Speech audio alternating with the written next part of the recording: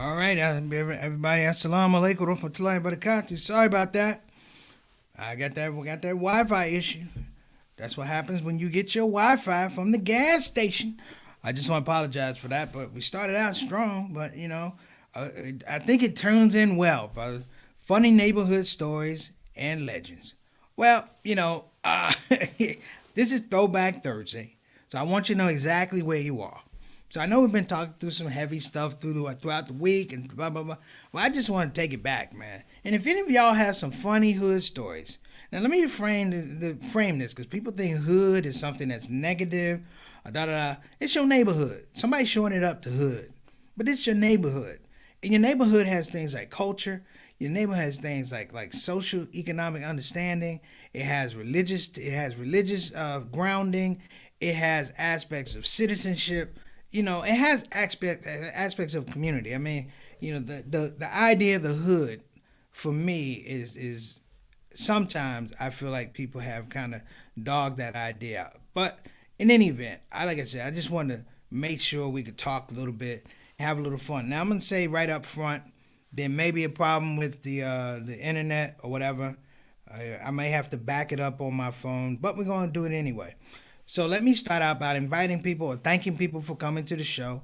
Sorry about that. I had to jump off. I was on another interview, but I had to come here and start the show. I was on time, but I guess the internet was late arriving. Okay, that aside, if you're new to the show, we normally have good internet. Let's just say that. We normally have solid internet. I don't know what's happening. Might have to get the internet from the neighbor next door. That's a hood story. As well, brothers and sisters, if you're coming for the first time, understand this is an experience. The Shout Out Show is a collective of people, but you know what? It's a collective of identities. It's fun to be able to go to people in a section and be able to shout out people because you have relationships with the people. And not only relationships, that those people have relationships, some of the things that you're talking about, some of the ideas that you're trying to share, and even more so, those people even share some of their ideas. So, it's an even exchange. I think that's really important. And as well, don't be shy when you come on the Shout Out Show. Yes, my name is Preacher Moss. I'm the host of the S.O.S. Who cares? This is a platform meant for everybody. Get yourself in the comment section. Get your shout out. Get your baptism, if you will. And be part of the Shout Out Show family, the Shout Out Show soldiers. I think I've killed that one. Enough. Let me tell you how it's worked with the Shout Out Show. I introduce people. I algero this joint every day. You know why? Because there's a great story about Dr. J. A friend of mine, Dobie Maxwell, tells this story. He used to work as a ball boy for the Milwaukee Bucks. And he said one time his hero was Dr. J. I'm outside of the Milwaukee Bucks players. And he said, man, he was a ball boy, and one time the ball rolled towards Dr. J, and that back then he wasn't supposed to go near the players. And he went over there, and the security guard started yelling at him, cussing him out. And Dobie said Dr. J scolded the guys, told him to be quiet, told him to come over, bring the ball. And he took him back in the locker room, man. And he talked to him about school, where he wanted to be, how his family was, take care of your mom, your dad, do well in school. Ironically, Dr. J was a chain smoker. I know you guys didn't know that. But he said after he coughed through everything, he said he just felt a genuine feeling that somebody cared about him. And for all these shows that are out here, these talking head shows, man, everybody wants to be a star. But nobody wants the people who support them to be stars. We're going to change that. So, watch how we do it here on the Shout Out Show. Starting right up front, we got Sister Ree. Sister Ree is our craft services person. She's our show dietitian. She's been on the weather a little bit. Ree, do what that doctor says. Take care of yourself. Put them feet up. And don't worry about all that other stuff. Don't be stressing. Trump is gone, but you got to eat well. Salad, soup, whatever it is. And let your body work through it. There's a saying in Islam, your body has rights. Remember that. I'm going to go to our consultant producer, who is Sultana Whitfield, my business partner, if you will, making sure everything happens, taking care of everything from the show to the tenor of the show to the marketing. I couldn't do it without her. And I haven't done it without her. How about that? And I just will continue to shout these people out. And I'm going to give a shout out to my little brother, Johnny L. Thomas. I was just talking to my Aunt Maxine about you, Jay. And she, a lot of people don't know, I actually knew JT's father before I knew him. as a freshman at Marquette University, they had this place. One of the dorms that was at the YMCA. So above I think the ninth floor was students, and below the ninth floor were people who made really, really bad choices in their life. So, all right. Long story short, his father actually worked as like a head. He sort of like head of maintenance. He was a supervisor, and he took care of everybody. Respected Mr. Thomas. I took a liking to Mr. Thomas in 1988. In 1988, I'm sorry. Oh my gosh. In 1984, I took a liking to Mr. Thomas. We've been friends ever since. And ironically, almost 5 years later, I would meet his son, who is Johnny L. Thomas. And then we were having I think it was a Thanksgiving, 4th of July thing. And JT invited me over. I was living in Milwaukee. I was teaching at the time. And here comes Mr. Thomas. And we're like, what the hell? And we just laugh. And people are like, how y'all know each other? That's how we knew. All right. Also want to give a big shout out Sister Ika. Make sure we get some duas to Sister Ika, and also that we get some duas out to Sister Rabina. Sister Rabina hasn't been on the show for a little bit. What she's doing is she's doing a lot of work trying to feed the elderly, make sure they get healthy food. So that's really, really important too. Now, given the makeup of this show, if you guys can hear me, can somebody give me a yep? We're broadcasting, if you don't mind. Satana or Ree, because I know this thing cut off a little bit. Can somebody give me a heads up that the show is actually broadcasting? Let me make sure I haven't gotten a text from anybody, so maybe it's okay. So, this show is dedicated to neighborhood stories and legends. Now, I say neighborhood stories and legends because I talk about moms and dads, but there are people in your neighborhood that made you smile. Or there are people in your neighborhood who made you think. Or there are people in your neighborhood that made you cringe. But we love them. That's the thing. That's the thing. In my neighborhood, we have people that were, professional folks. And I'm not going to lie, all the all the fun, the crazy stuff happened in my grandmother's neighborhood. And you love those people. I remember Mr. Washington lived to the left of the house. There's another over here. Miss Hill lived up the street. And that vitality, this is row houses. That vitality of row houses, people, you could stand on the stoop and look clearly down to the end of the street and you wouldn't miss anybody's house. You could see somebody a half block down the street. Now, we don't really do houses like that anymore. But you know what? It was a neighborhood. And being in Washington, D.C., my aunt Maxine is on here. She can vouch. Craziness happens in your neighborhood. Craziness happens. Before you had mental health and bipolar, you just had the term, something ain't right about him. Something ain't right about him. And your mother would say, or your grandmother would say, hey, don't go around that, but there's something right about him. And so you had a lot of something ain't right about people. We had one in our neighborhood, brothers and sisters. His name was Two Quarters. I don't know if Mom Maxine remember this. The guy's name was Two Quarters. Now, looking back, he was bipolar in a couple things, And what made Two Quarters special is his nickname, Two Quarters. Because whenever he would see you, he would ask for 2 quarters. One time I asked him, how come you don't ask for 50 cents? He said, because I need 2 quarters. And when I thought about it, I said, the man is a genius because 50 cents is 2 quarters. Now, back then you didn't have an impetus on mental health in the black community. So, guys would go in to, an asylum and come out in the same, But there was this one time, because we always tried to look out for 2 quarters. My Aunt Ruth and my Uncle T, my granddad, they always tried to look out for 2 quarters. Well, one time, 2 quarters started rolling with this clique of guys. They were younger guys. And somebody said to him, you better leave them boys alone before something happened. And they always said, you already ain't right. Well, 2 quarters was hanging out and he had a smoking habit. And somehow, some way, instead of getting a cigarette, somebody gave 2 quarters a joint. And I'm here to tell you, I don't know what was in those rolling papers, but I swear to God, for about a half a day, two quarters had a genuine British accent. He wouldn't say, "You have two quarters." He said, "I said, dear man, do you have two quarters?"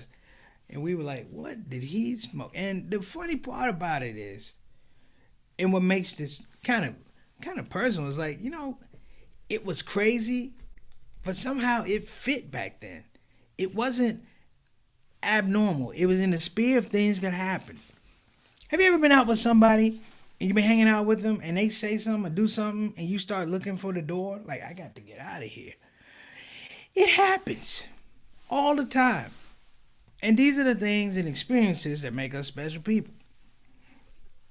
Hood story. This is the hood story. It would be guys that would steal the battery out of your car, paint the top of it, wait for you to pop the hood. Not only is your battery isn't dead, brothers and sisters, your battery's missing. And then they had the audacity to come to you and try and sell your battery back to you. They would look in the hole where the battery was and say something like this. Well, that's the problem. You don't have a battery. And then it just so happens I got an extra battery. You ain't got a car. You don't have a job. You live in your mama's basement. Huh? You ain't got nothing, but you just happen to have a battery. Of all the things you can have walking around the hood, you got a battery. You see what I'm saying, brothers and sisters? You see the logic? And half the time you go, okay, I'm good. I need the battery. And you buy the battery back. It was a hustle, brothers and sisters. It was a hustle. Now, one of my favorite hood stories. I'm not saying it's a little, it's not over the top. I'm just telling you how crazy things can be and how we live our lives sometimes. Choices, decisions, good decisions, bad decisions. Sometimes you gotta laugh to keep from crying. We had a neighbor. Hey, hold on a minute. Let me bring my people on. Brother Altaf, all the way from Toronto, brother, from Canada, from the Great White North. Hey, man, we're doing well. Wa alaikum assalam rahmatullahi wa barakatuh. I'm doing blessed, man. I hope you're doing blessed, too. I hope all of y'all are doing blessed. I'm just going through hood stories and legends. So if any of y'all have a legend you want to talk about, put it in the comment section. I have some Muslim legends I'm going to go to, too. They were funny, man. They were funny. And my dear sister, what's going on, sister? How are y'all? You and my mom watching the show? My mom and Sister Eleanor. Thank y'all for tuning in. I appreciate it. Working on that new phone. My mom has had in her lifetime, conservatively, about 2011 phones, and none of them work. There's always something wrong with the phone. No, Ma, it's something wrong with you with the phone. I'm about to put the rotary back up on the wall in the kitchen, just for simplicity, to make a call. Just to make a call. In hood stories, my mom called me one day, and she would hang up she needs sleep, so she would take the phone off the hook, and I'm like, why you take the phone off the hook? She said, the phone keeps ringing, phone keeps ringing, just craziness. Somehow, somebody had swapped out my mom's home number, given it away to the domestic abuse hotline. And I'm like, this is the worst luck. And of course, she's trying to get it done. And I was like, that's kind of crazy. And I'm like, well, that seems kind of weird, kind of sketchy. And there I am, sitting at home. Phone rings at 1 a.m. They like, you better come get him before I kill him. I was like, hello, who is this? I was like, oh my gosh, Mom was telling the truth. And these are just funny things that happen. So this is one of my favorite stories. I got two. One of my grandmother's neighbors, who shall remain nameless, because if they find out, they be hurt. But I've told the story before. But it's funny. At some point in time in their house, they stopped paying the water bill. So what was happening was late at night, they would go around to other people and draw water from other people's faucets. So you'd be asleep, you hear water running, and they would take it and use it in the house. So that went on for a long time. Then some people like locking up their faucets. They got tired of it, whatever. But it went on for quite a number of years, and finally, like there was no water in that place for a couple of years. So the health department, decided to do a raid. Now, at the same time, there was a construction site. There was a construction site in the neighborhood, and there was a robbery, if you will.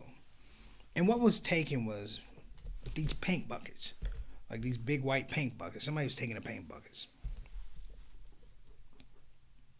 So essentially,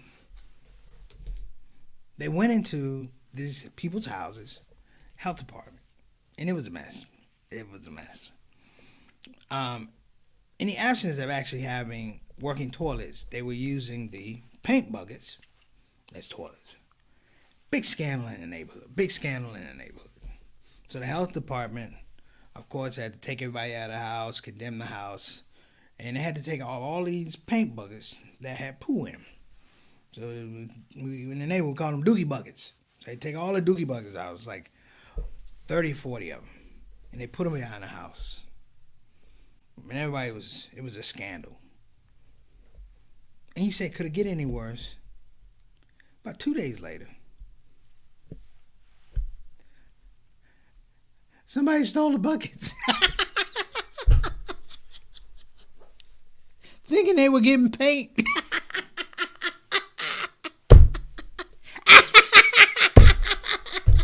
Somebody stole.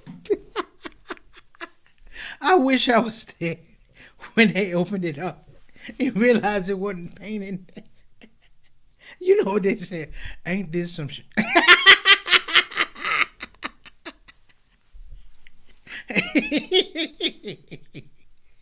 That might be a little bit too much for the show, but you see how things go.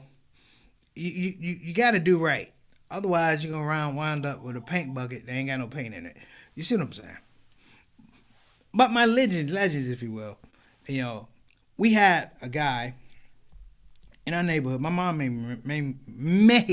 remember him. His name was Mr. Shelton. And I'm bringing up Mr. Shelton because Mr. Shelton was a really good dude.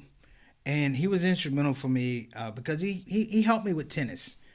By the time I got older, I made a decision that I wanted to play tennis because I thought that was a better pathway to get a scholarship instead of basketball because I had stopped growing at like 4'6". So I'm like, nah, I'm making a business decision. I'm gonna be a tennis player, and he was one of the best tennis players in the neighborhood. I don't know if he had played in college. I think he did. His son played on the team at Duval High School, so he was a good dude, man. And I really liked Mr. Shelton, but he was an older dude at this point in time. You got your man PK in the neighborhood. He's got parts for lawnmowers, stoves, and refrigerators. You know what though, Altaf, you ever notice they have the parts, but they never have enough parts to actually put together a lawnmower, or put together a stove, or put together a refrigerator?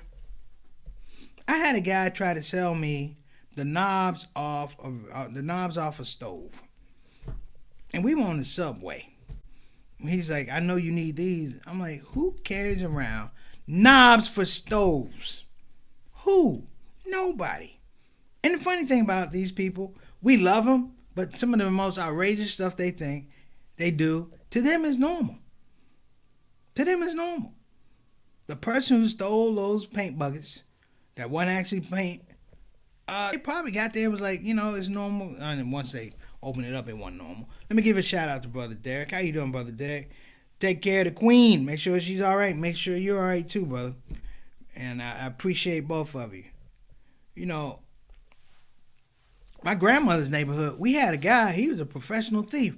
He was so good, he would come by and tell you what store he was going to, what stores he was going to rob from, and then he asked you, like, what would you like? Like, he had a list, like he was a waiter. What you want, some dungarees? What color? What you want? You want a shirt now? You want silk or cotton? Okay. And he would bring the stuff back to the house. Like, man, to the point where it's like he asked the size, and I remember one time he bought some jeans for my aunt, and she said, "These jeans too tight." He said, "Give them back. I'm gonna take them back." Whoa, whoa, whoa, whoa, whoa! You ain't got no receipt. I said, "Boy, you are a confident thief." But I mean, that's what it is. People make those. I mean, look, the man, and I'm not even going to go into, the ethics and stuff like that. I'm not talking about good or bad. I'm talking about people. They were different. They were different. They made you laugh. I told you about my main man, Two Quarters.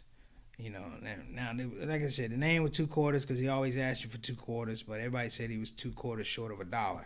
Bing, bing. Okay. But I mean, you need those folks. I remember I was in New York City. I'm in Brooklyn. And this Nigerian brother tried to sell me a sock. Wait a minute. Not plural. One. A sock. He said, "I got a sock for sale." I said, "You mean socks?" He said, "No, I got a sock." And then he rolled it out. Now, who in the world sells one sock? And I asked him. And he said, "Well, everybody don't need 2 socks." He said, "I sell one because I don't want to put pressure on them to have to get the other one." I'm like, "You doing buy one, get one free? This makes no sense." But back to my story about Mr. Shelton. Because this is a funny thing. It's a learning moment, if you will. A teaching moment. Mr. Shelton was a good guy, but he was older. And when I was coming up, 14, 15, 16, in terms of tennis, I could smoke that ball. I could hit it. Now, keep in mind, 12, 13, 14, he had been so generous with his time. When I say generous with his time, I meant that Mr. Shelton was like, "Let me show you shots," and he would give us pointers and coach us. He didn't have to do that. But I'm going to tell you how a Negro do. I'm going to tell you how a Negro do. When I got older, and I know he was on the other side, he was like in his 60s, for some reason, I challenged Mr. Shelton to a match. This is after the guy had shown me all these tips, and I'm here to tell you, I put it on Mr. Shelton. I put it on him. I had that old man running from left to right. I was drop shotting. I mean, he was huffing and puffing, and I mean, I loved it. I loved it. But then, I won the game, and my mother said, I told my mom, I don't know if she remember, I told her I beat Mr. Shelton, and I'm bragging. And she said, "Wait a minute. The man that helps you out with tennis, you're bragging that you beat him, that you da da da." And my mother said, "Did you ever think he was still trying to teach you?" And I'm like, "No, he was giving me his best." Brothers and sisters, I see my man Samir. I'm going to answer that question. Derek, believe me, brother, if I were to leave the world today, in my will, I've left you a sock. Okay, Samir, you're right. I showed the old man no mercy. But here's the deal. I showed him no mercy, but the reason why I won because he was trying to teach me. He wasn't trying to beat me. He wasn't trying to compete with me. Now, flash forward another week. I'm thinking, I see Mr. Shelton at the court. I'm thinking, he's back here for another whooping from the preacher man? Well, he's going to get another whooping. Now, when an old man says something like this, worry and worry openly. I said, Mr. Shelton, you ready to get another one? He said this. Ha, ha, ha, ha. Let me repeat. Ha, ha, ha, ha. At the first ha, I should have left. At the ha, I was dead. If there was a lower score to get in tennis other than 0, I think I earned it.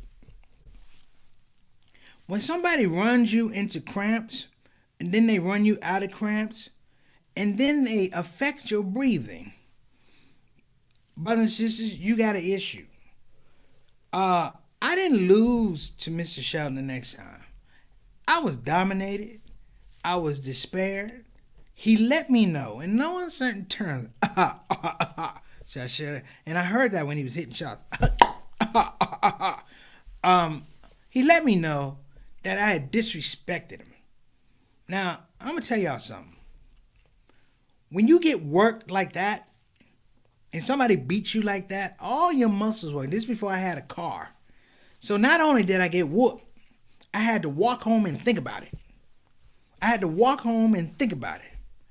And I had a girlfriend at the time. Her name was Andrea Randolph. And she said, "How'd everything go?" And I said, "I don't like the way you say things." That's how mad I was. I started a fight. And I walked past her. And my mother, I think she asked me about how tennis go. And I was like, "I want to move." "Can we move, Mom? I don't want to live in this neighborhood anymore." Because the legend, Mrs. Shelton, you talk about a teaching moment. You have teaching moments, right? But you have moments where somebody just, you get whooped. That's it. You got dominated to the point when you see somebody, you want to be in a room with them. Now, the third time I saw Mr. Shelton, he said, "How are you?" I said, "Sir, I'm doing well." Hear what I'm saying? Here's what I'm saying, brother. I said, "Sir, I'm doing well." I treated him like he was in the military. I was like, "Sir, I'm doing well, sir." That's the way I felt. I said, "Mr. Shelton, I'm not old enough to be a man, but I'm a man up here." And I said, "Number one, I want to apologize, A, for thinking, remotely thinking that I actually whooped you in a game of tennis that you have mastered to the point that you were willing to teach me." And I said, "Also, could you please not mention that game to anyone in this neighborhood over the course of the next 30 years? Wait till I get married, have kids, die, move out, but don't tell that story." And he laughed. And I knew we were okay. But sometimes you got to do that. You know, my dad was a legend. Everybody thought my dad was like the local Black Panthers. Like, you know, we had a middle class neighborhood. You know, my dad, he didn't take for, you know, he didn't have a short fuse. I don't want to say that, but he didn't stand for stuff. Remember I told you when I failed geometry, I got a .5. My dad said something like, "Let me ask you a question. At any point in time during the instruction, were you present?" He was one of them type of dudes, right?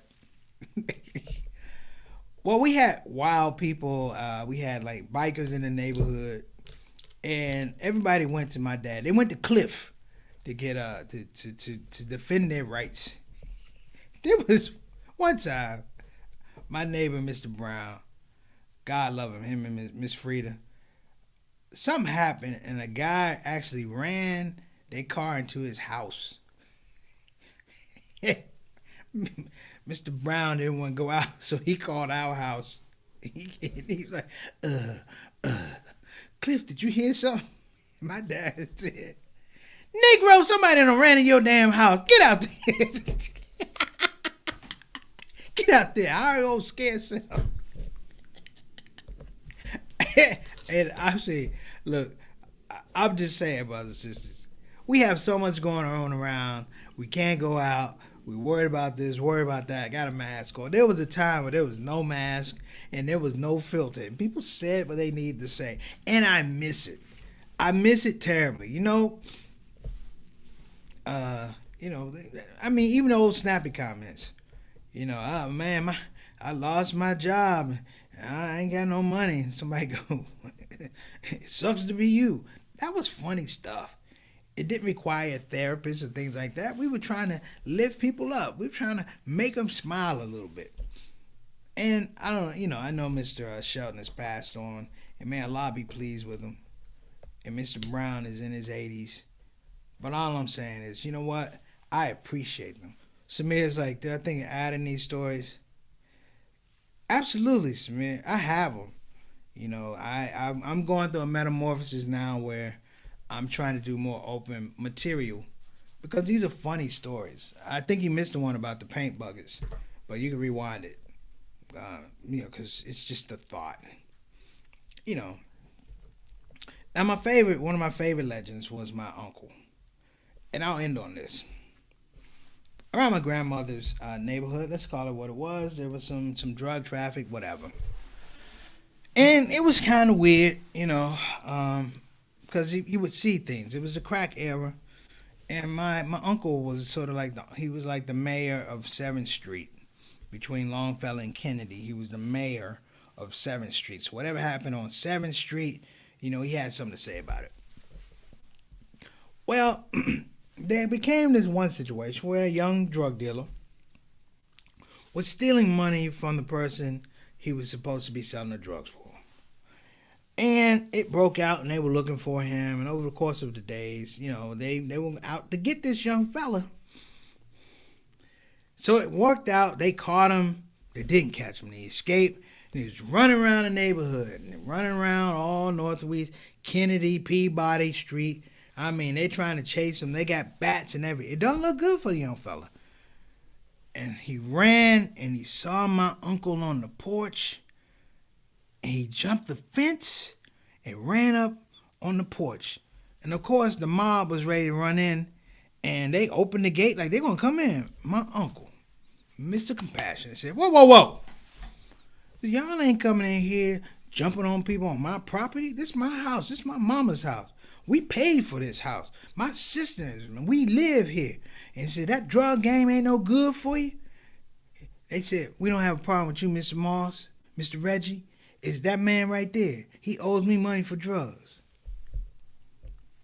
My uncle, the arbitrator, he said, he said, look, I'm going to be diplomatic.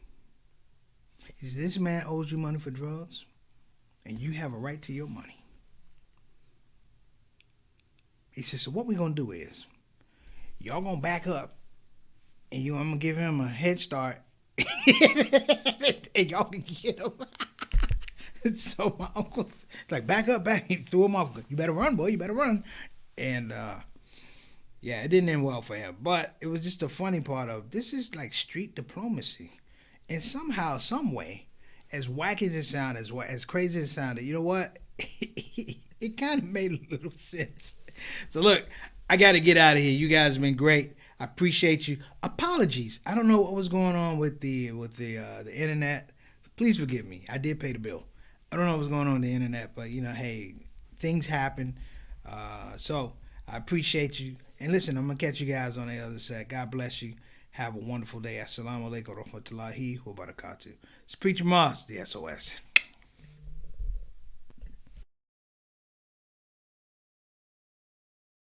Hey everybody, this is your brother Preacher Moss. Listen, I hope that you enjoyed your shout out show experience. We'll be back with the next show, the next shout out show. A simple ask before you go, please help your brother out. Click that subscribe button, click that notify button, and I'll see you again on this side of the microphone. You probably wonder what that smell is. That's me. I smell good. And the reason I smell good is because I use oils from Tarif Altar. So I'm not saying you can't smell good. I'm not even saying you stink. I'm saying you have the opportunity to smell exquisite. Check out TarifAltar.com for some of the best oils and scents in town.